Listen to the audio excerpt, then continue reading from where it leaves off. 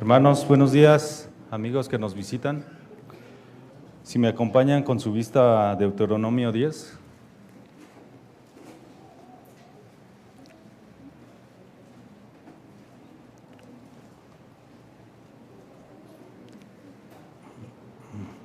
En aquel tiempo Jehová me dijo: lábrate 2 tablas de piedra como las primeras, y sube a mí al monte y hazte un arca de madera.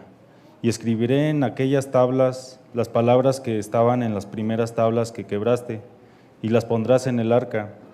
E hice un arca de madera de acacia, y labré 2 tablas de piedra, como las primeras, y subí al monte con las 2 tablas en mi mano, y escribió en las tablas conforme a la primera escritura, los 10 mandamientos que Jehová os había hablado en el monte de en medio del fuego, el día de la asamblea, y me las dio Jehová. Y volví y descendí al monte, y puse las tablas en el arca que había hecho, y allí están como Jehová me mandó. Después salieron los hijos de Israel de Beerot, Bene, Jacán, a Mosera. Allí murió Aarón, y allí fue sepultado. Y en lugar suyo tuvo el sacerdocio su hijo Eleazar. De ahí partieron a Gudgoda, y de Gudgoda a Jotbata, tierra de arroyos de aguas. En aquel tiempo apartó Jehová la tribu de Leví para que llevase el arca del pacto de Jehová, para que estuviese delante de Jehová para servirle y para bendecir su nombre hasta hoy. Por lo cual Leví no tuvo parte ni heredad con sus hermanos. Jehová es su heredad, como Jehová tu Dios le dijo. Y yo estuve en el monte como los primeros días, 40 días y 40 noches, y Jehová también me escuchó esta vez. Y no quiso Jehová destruirte. Y me dijo Jehová: levántate, anda para que marches delante del pueblo, para que entren y posean la tierra que juré a sus padres que les había de dar. Ahora pues, Israel, ¿qué pide Jehová tu Dios de ti? Sino que temas a Jehová tu Dios, que andes en todos sus caminos y que lo ames y sirvas a Jehová tu Dios con todo tu corazón y con toda tu alma, que guardes los mandamientos de Jehová y sus estatutos que yo te prescribo hoy, para que tengas prosperidad. He aquí, de Jehová tu Dios son los cielos y los cielos de los cielos, la tierra y todas las cosas que hay en ella. Solamente de tus padres se agradó Jehová para amarlos, y escogió su descendencia después de ellos, a vosotros, de entre todos los pueblos, como en este día. Circuncidad, pues, el prepucio de vuestro corazón, y no endurezcáis más vuestra cerviz, porque Jehová vuestro Dios es Dios de dioses y Señor de señores, Dios grande, poderoso y temible, que no hace acepción de personas, ni toma cohecho, que hace justicia al huérfano y a la viuda, que ama también al extranjero, dándole pan y vestido. Amaréis, pues, al extranjero, porque extranjeros fuisteis en la tierra de Egipto. A Jehová tu Dios temerás, a Él solo servirás, a Él seguirás y por su nombre jurarás. Él es el objeto de tu alabanza y Él es tu Dios, que ha hecho contigo estas cosas grandes y terribles que tus ojos han visto. Con 70 personas descendieron tus padres a Egipto, y ahora Jehová te ha hecho como las estrellas del cielo en multitud. Amén.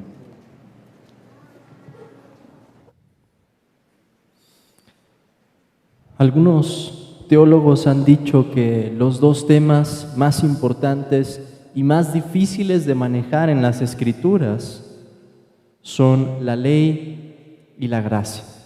La ley y la gracia. Es difícil entender las definiciones de esas dos. Es difícil entender cómo funcionan la ley y la gracia, que funcionan en armonía. Es difícil hacer las distinciones y las aplicaciones al alma, saber cómo aplicar la ley para provocar ese terror sobre la conciencia, pero también saber cómo aplicar el Evangelio para que sea un bálsamo para el alma. Es algo que requiere del cuidado más minucioso. Moisés es un ejemplo de un predicador que sabía cómo hablar con la ley, sabía cómo hacer las distinciones y sabía cómo hablar también con la gracia. Él sabía predicar las dos. Y esto es lo que vemos, hermanos, en el pasaje. Si ustedes se fijan, la manera en que habíamos terminado el capítulo 9 era con una oración de Moisés. Desde el versículo 26, Moisés dice: y oré a Jehová diciendo: oh Señor Jehová, no destruyas a tu pueblo y a tu heredad que has redimido con tu grandeza, que sacaste de Egipto con mano poderosa. Acuérdate de tus siervos Abraham, Isaac y Jacob. No mires a la dureza de este pueblo, ni a su impiedad, ni a su pecado. No sea que digan los de la tierra de donde nos sacaste, por cuanto no pudo Jehová introducirlos en la tierra que les había prometido, o porque los aborrecía, los sacó para matarlos en el desierto. Y ellos son tu pueblo y tu heredad, que sacaste con tu gran poder y con tu brazo extendido. ¿Y qué es lo que hace, hermanos, en el capítulo 10? Comienza diciendo: en aquel tiempo Jehová me dijo. En aquel tiempo, ¿cuándo? ¿Qué necesidad de agregar esas palabras? Ahorita vamos a ver que Moisés tiene un mensaje de gracia. ¿Qué había hecho Moisés en el capítulo 9? Recordarle al pueblo su pecado. Recordarle a esa generación posterior lo que habían hecho sus padres e identificarlos también con ellos. ¿Y cuál era el resumen de ese mensaje? Ustedes han sido rebeldes. Esto fue lo que pasó en el desierto. Tentaron al Señor una y otra vez. Y yo volví a orar y volví a clamar al Señor y volví a interceder por ustedes. ¿Y qué es lo que encontramos en el capítulo 10, hermanos?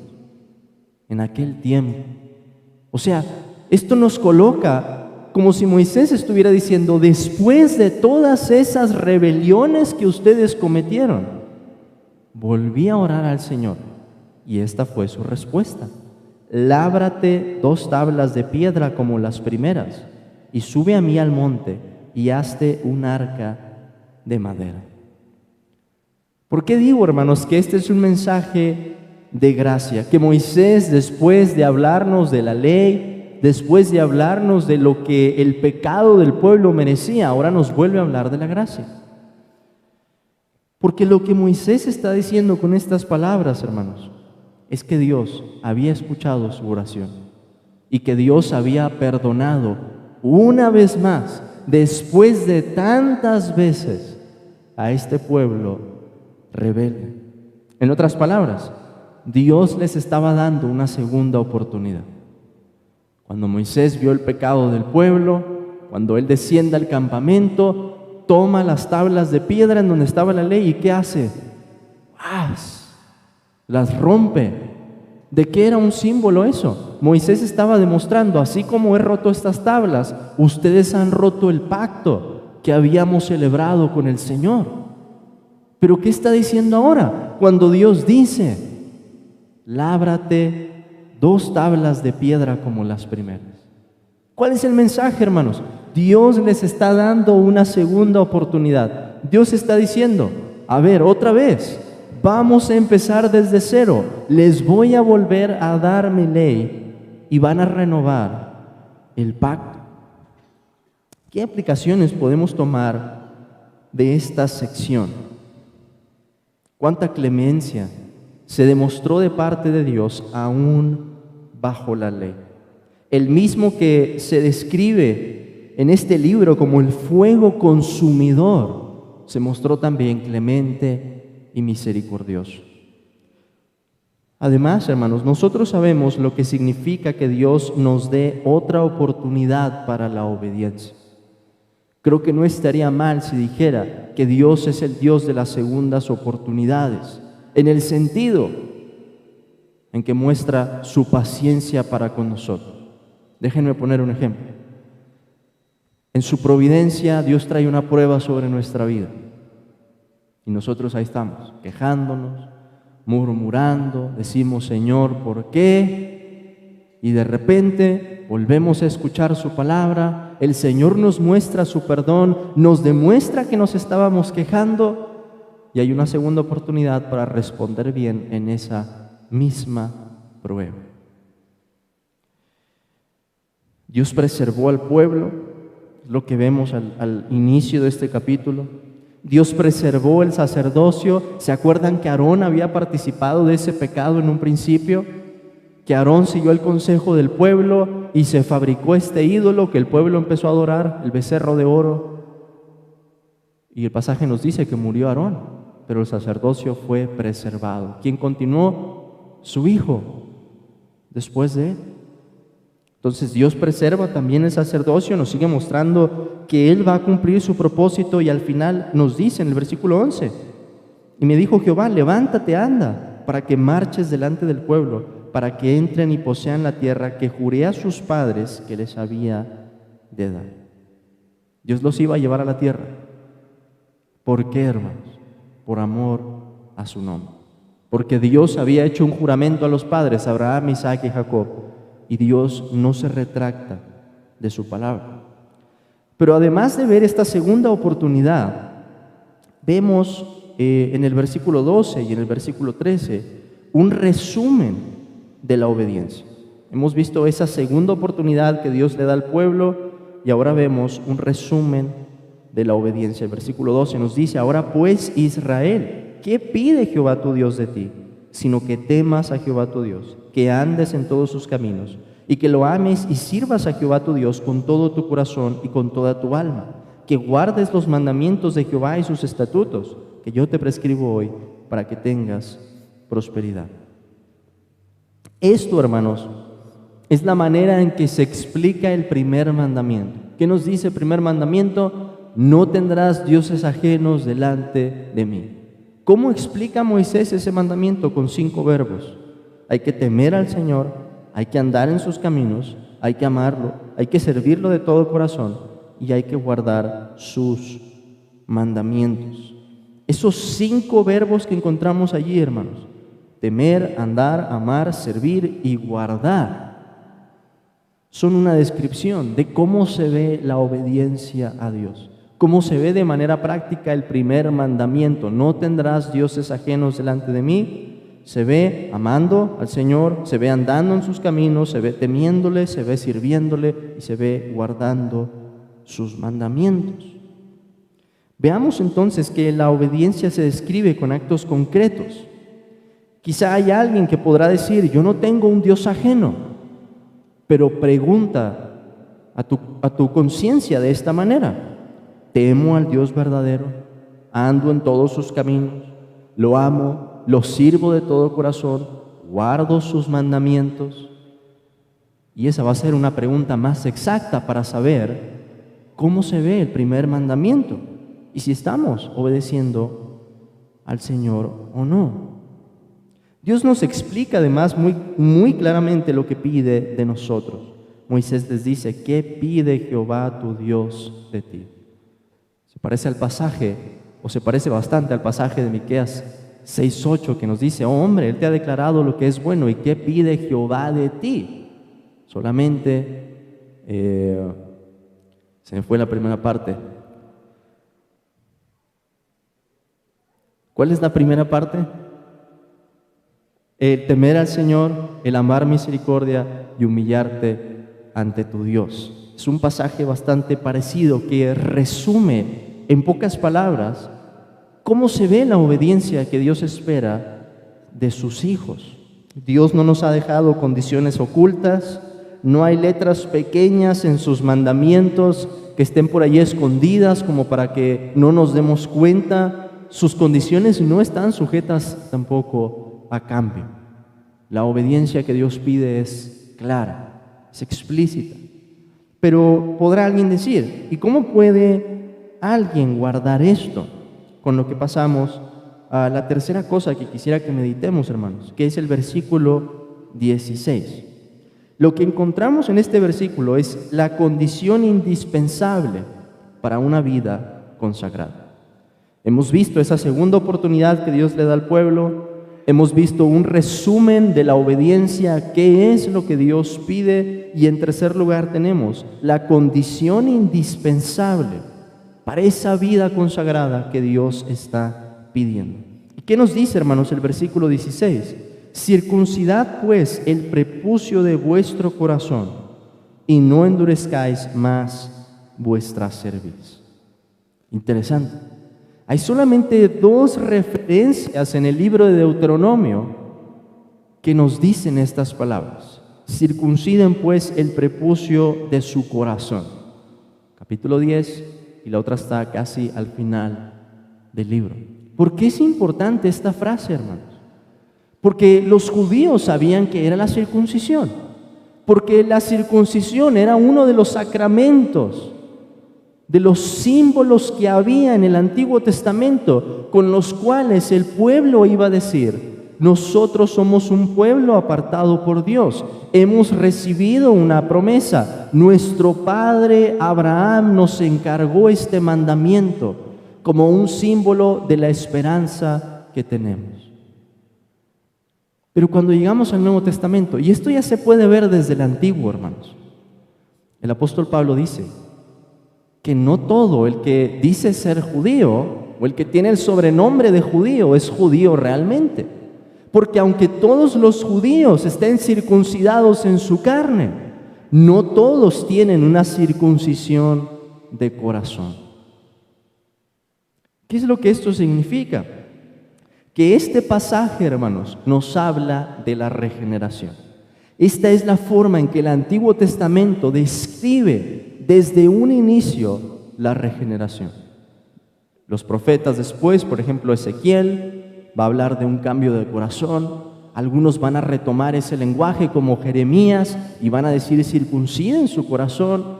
¿Y cómo lo vamos a encontrar en el Nuevo Testamento? Con las palabras regeneración, nacer de nuevo, una vida nueva. Lo que significa es que Dios no solo quería del pueblo un cambio o un rito externo. Eso era importante porque Dios lo estableció así en ese momento. Pero Dios quería un cambio en el interior, un cambio en el corazón, un cambio, hermanos, por el que el pueblo no hiciera las cosas de forma obligada, sino que se entregara voluntaria y alegremente. La circuncisión física tenía un significado espiritual. Y Moisés lo está retomando aquí para decir: así como ustedes han sido circuncidados en su carne, exteriormente, Dios espera que ustedes tengan un cambio en su corazón. Pero es una obra que solo Dios puede hacer. Y alguien podrá decir: ¿y entonces por qué se manda al pueblo? Porque el verbo está en imperativo. Circunciden. Y alguien podría decir: Moisés, pero ¿cómo puedo yo transformar mi propio corazón? ¿Cuál es la razón, hermanos, por la que se diría esto? O por la que el Señor Jesucristo diría en el Nuevo Testamento: te es necesario nacer de nuevo. Si Nicodemo no tenía ningún poder como para otorgarse a sí mismo un nuevo nacimiento. Creo que hay varias razones de esto. En primer lugar, para que los ojos del pueblo de Israel se elevaran por encima del rito. El rito de la circuncisión era sumamente importante en el Antiguo Testamento. Y si el pueblo no lo celebraba, la ley nos da esta amenaza: iban a ser cortados del pueblo. Pero el rito no era suficiente. El rito tenía que acompañarse de una realidad en el corazón después. Cuando la persona voluntariamente dijera: este es Jehová y yo voy a servirlo, es el Dios de mis padres, pero ahora también es mi Dios. Además, Moisés dice esto, hermanos, para que el pueblo pueda entender su verdadera condición. En el capítulo 9 les dijo: ustedes han sido rebeldes. Y en el capítulo 10 sella esas palabras diciendo: circunciden su corazón, no endurezcan su corazón. Además, para que el pueblo entendiera su responsabilidad y procurara un arrepentimiento sincero, para que el pueblo, hermanos, no estuviera contento hasta que vieran un cambio de corazón, hasta que vieran un cambio interno. Y por último, puedo decir, para que dependieran por completo de la gracia del mismo Dios que Moisés les estaba diciendo: les está dando una segunda oportunidad. Dios ha sido paciente, Dios ha mostrado su clemencia, Dios les está mostrando misericordia. ¿Qué deben hacer entonces ahora? Circunciden el prepucio de su corazón. Y eso es una instrucción para los que están aquí también y saben que aunque han asistido a la iglesia, que aunque han escuchado la palabra, que aunque han sido testigos incluso de muchas cosas, de muchos cambios quizás en su vida por el efecto de la palabra, pero saben que no han tenido un cambio de corazón, dependan en esta mañana de la gracia de Dios, para que pongan su fe en el Señor Jesucristo, para que se den cuenta de su verdadera condición y digan: yo no me puedo cambiar a mí mismo. Señor, estoy en mis pecados, perdóname y dame un nuevo corazón. Y hermanos, a los que hemos recibido por la gracia de Dios y sabemos lo que significa esto, y Dios nos ha quitado nuestro corazón malo y ha puesto un corazón de carne, redoblemos nuestros esfuerzos, escuchemos las palabras que el apóstol Pablo le dijo a Timoteo: esfuérzate pues en la gracia que es en Cristo Jesús. Y hagamos eso, hermanos, buscando esa obediencia de la que Moisés nos habla en el pasaje. Hemos sido capacitados para eso y por la gracia de Dios podemos cumplir con esa obediencia ahora que hemos recibido un nuevo corazón. Amén, hermanos.